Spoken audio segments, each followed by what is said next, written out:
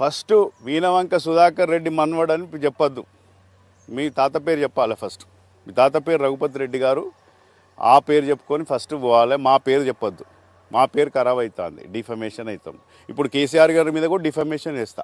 Either KCR గారనే చెప్పాలి, ఎందుకు మా గ్రాండ్ ఫాదర్ పేరు యూజ్ చేసిండు, అది ఈయన చెప్పిండా ఆయన యూజ్ చేసి చెప్పిండా. అసలు తెలంగాణ ఉద్యమంలో తెలంగాణ ధూమ్ధామ్ ఇక్కడ మేము పెట్టినాం.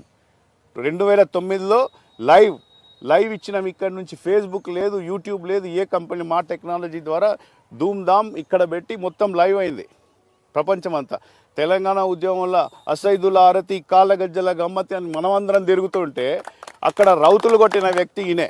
ఇటువంటి వారు రావటం వలన ఆ పార్టీ ఏ పార్టీ అయితే ఆ పార్టీ ఖతమవుతుంది. సో ఏం లేదు, ఇప్పటికైనా ఒక ఎమ్మెల్యే హోదాగా ప్రజలు 2 లక్షల నిన్ను ఎన్నుకున్నారు. పాలిటిక్స్ అంటే ఒక ఇటాలియన్ వర్డ్. మన ఈ 2,60,000 నువ్వు అసెంబ్లీలో రిప్రజెంట్ చేయాలి. మా యొక్క రిక్వైర్మెంట్స్ను నీడ్స్ని ఒక ఎమ్మెల్యేగా బాధ్యతగా, అది ముఖ్యం. ఇక్కడున్న రోడ్లు నీళ్లు వాటి మీద ఫోకస్ చేస్తూ ప్రజలకు కావాల్సిన పనులు వాటి మీద ఫోకస్ చేస్తే దట్ ఈస్ కాల్డ్ లీడర్.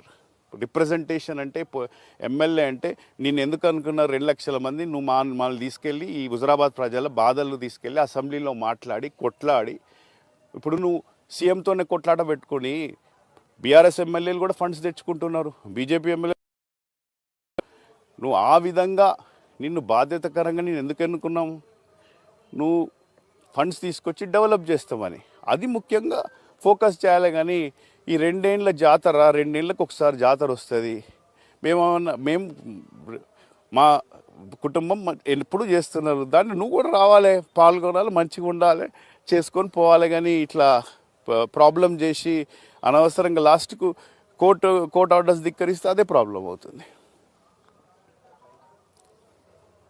ఇంకా ఎనీ క్వశ్చన్స్?